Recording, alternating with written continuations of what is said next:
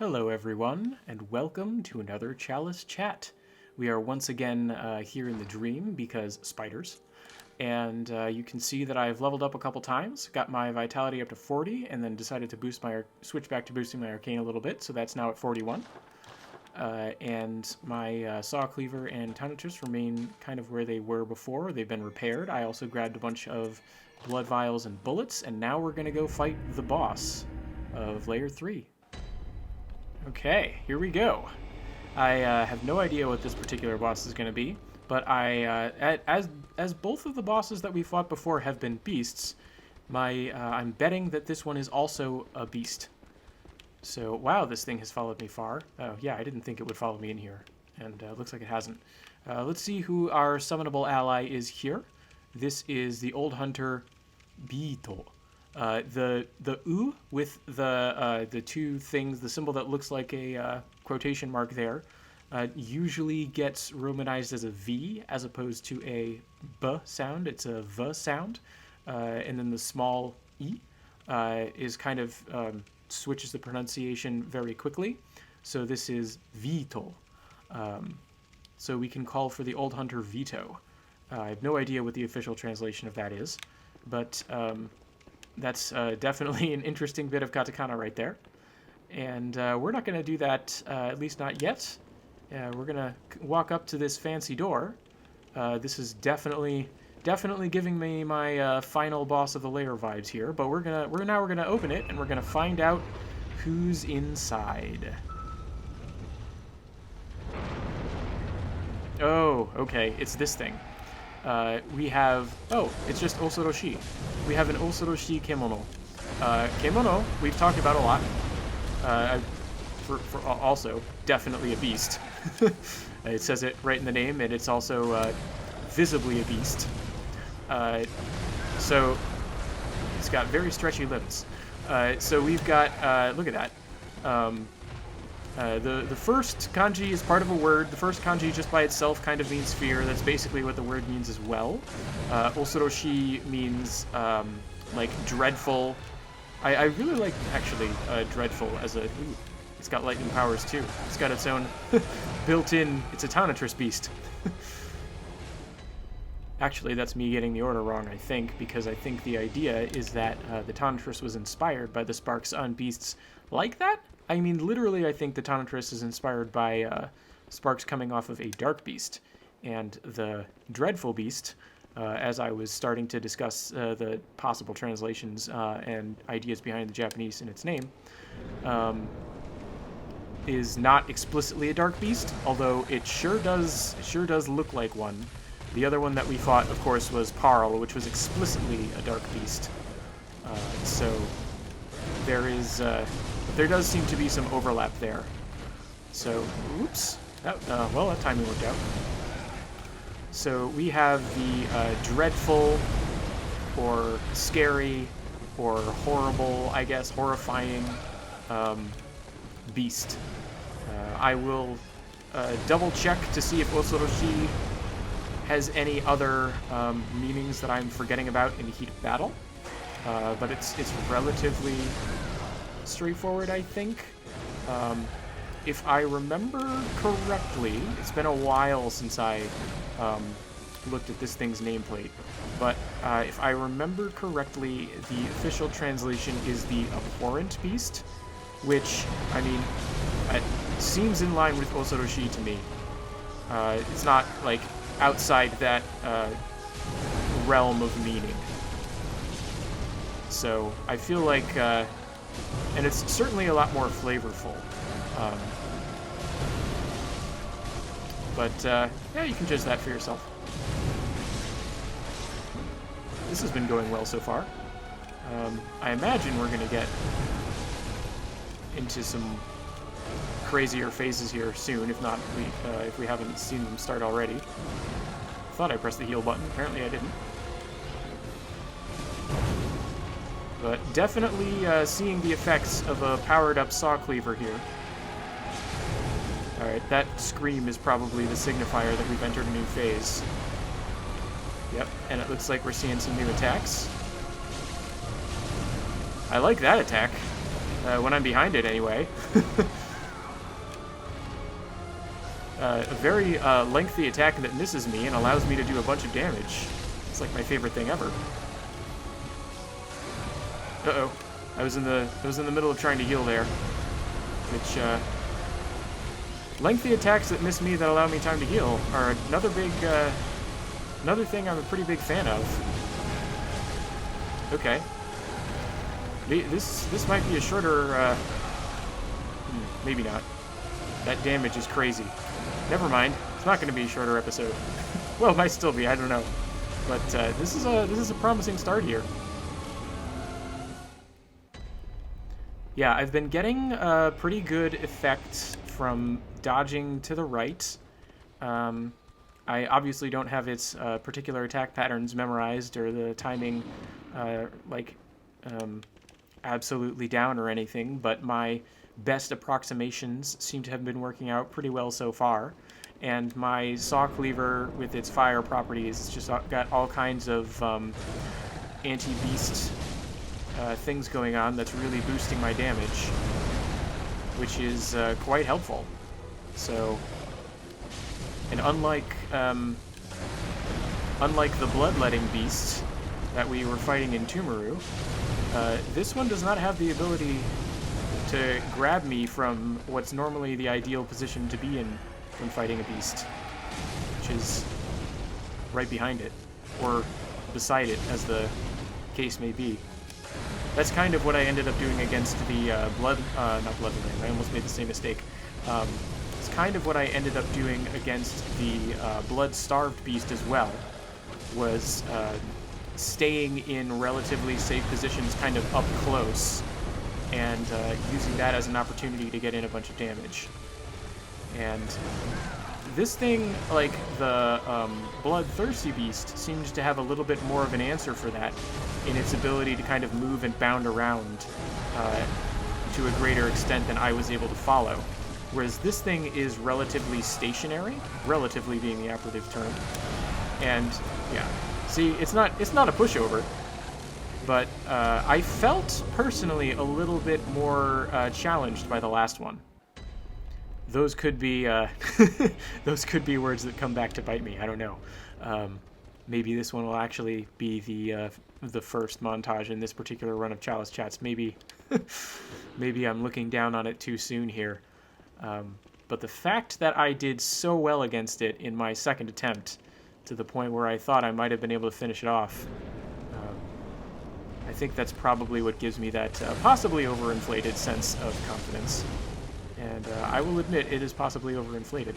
But I think one of the issues I ran into in that last fight was the fight ended up taking place to a large extent along the side of the arena.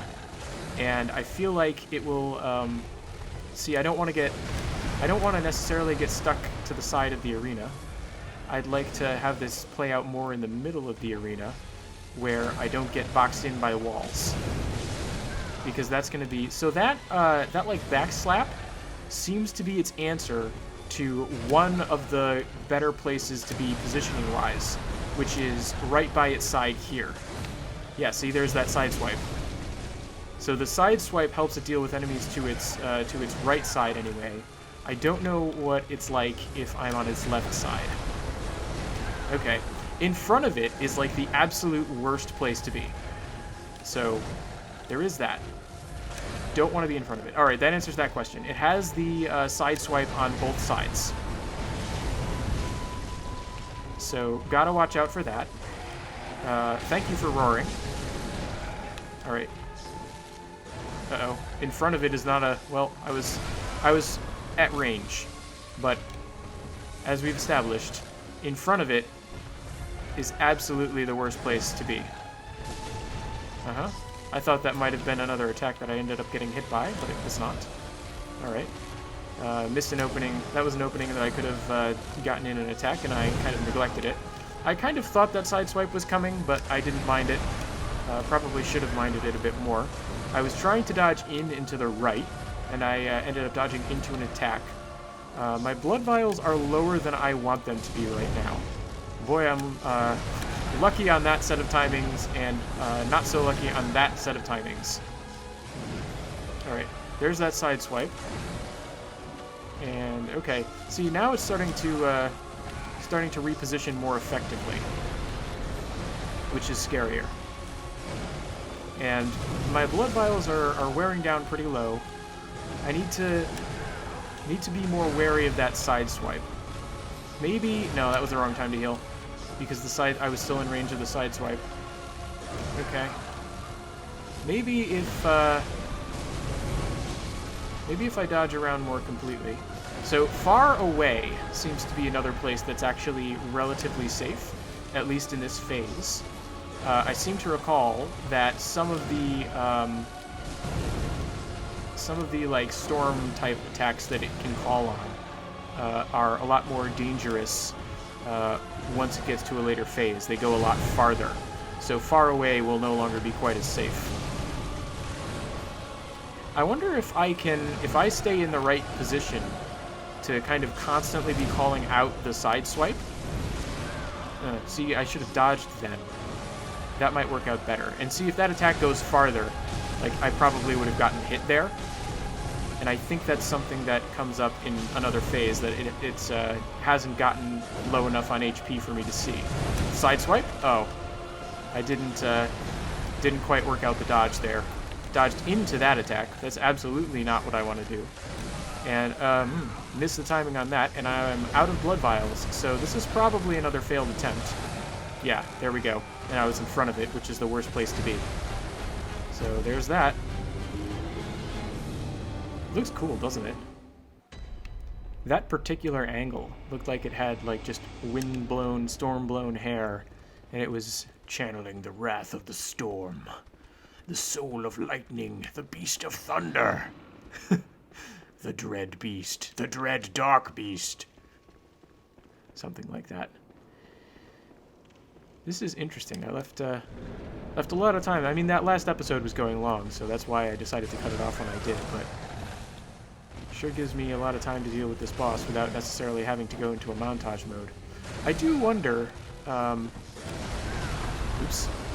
That's terrible. Maybe I'll just die this time. Maybe I'll just save my blood vials. I don't know. I seem to be there. Nope, missed the dodge. If I had been able to dodge behind it and start another set of attacks, I might have started healing again, but not worth it that time. Yeah, so part of me just kind of wants to go to a regular episode length before switching to montage mode, and another part of me thinks, well, it's just going to be really boring. I've already talked about the name, and I've already established some of my thoughts in the moment as I'm fighting. And so now, what point is there in me doing anything except showing the final attempt? But, I don't know. We'll give this one more go with my commentary, and then I will begin silent attempts and show you whichever one happens to work out. And if I die along the way, which is quite likely because this thing, I mean, yikes, look at all the damage it can dish out. Dodge away. Yep, there's that side swipe. Maybe going in and out is the thing to do. Because, yeah, I saw the side swipe coming, but couldn't get out of the way. It's pretty easy, at least in this phase. Well, I say that. I say it's pretty easy to back away, at least in this phase. But, that didn't work. Alright, that was a good way to dodge for the side swipe. That also worked out. That also worked out. I dodged into that one. It's delaying that charged hit kind of consistently just a little bit more than I expect it's going to. And end up walking into its attacks, which, as I said before, are less than ideal. So, yep. And it does have those stretchy limbs. And it looks like, because that was the side swipe, it looks like there's a position I can be in where even though it does the swipe that's supposed to get me, if I'm, like, close enough, it doesn't affect me. Well, close enough was the wrong term.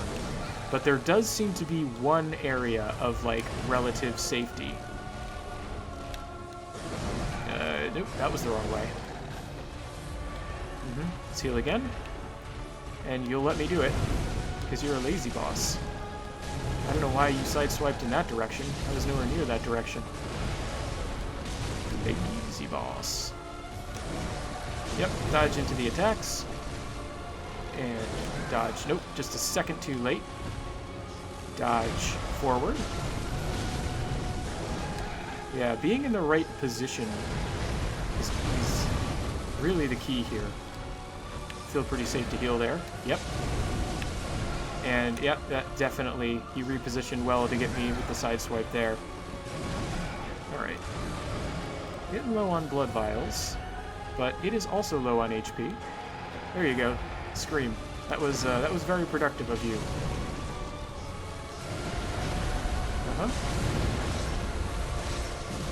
Deal with the whole string of attacks. I'll take that. I'll take that smack to the face. Ooh, that was cool. Like, threw himself at me. Alright. Yep, that's the extended. So I think he gets noticeably better. This must be the final phase here.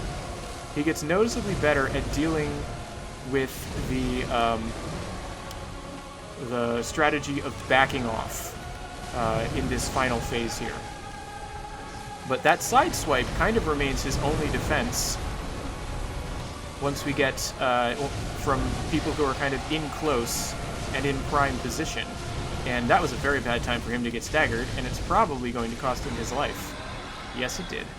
I was randomly flailing with my stamina depleted and just kind of mashing attack. But boy, did that work out. Oh, and it looks like we got a pretty high level. You can tell from that 6. I think the highest like abbreviated note that we've gotten on blood gems so far has been 5. Pretty high level lightning gem from that boss, which is great for the Tonitrus, and makes sense because that was the inspiration, right? We've also got Deep Luran, which is lower. We've seen that already with Tumuru, the shift from what's literally deep to lower in the Chalice dungeon progression, and a Bloodstone Chunk, which does not lead to an immediate benefit in this case because I need either 5 or 8 of them to improve my Cleaver or my Tonitrus anymore, but will certainly help go towards that goal of powering me up a little bit more. And it's a little bit short for an episode, but not super duper short. So I'm thinking I'm just going to check. I'm going to pick up that probably worthless amount of blood echoes and just kind of check to make sure. It really does look like there's no other elevator here. This certainly does seem to be the end of Lower Loran. And honestly, the fact that we got Ailing Loran, the fact that we got the Lower Loran Chalice is another good indicator that this is kind of the end of this Chalice dungeon. So we are coming to the end of this run of Chalice Chats. It's there's going to be at least 1, if not 2 more episodes at least, just as I continue to explore the even deeper down chalices slash blasphemously cursed chalices. But yeah, it's looking like Translationborn may be resuming pretty soon here. But I am getting a little bit ahead of myself. I'm going to say goodbye. I'm going to go back to the dream, take care of things as I normally do, and I'll see you in the next Chalice Chat. Until then, as always, thanks for watching, everyone.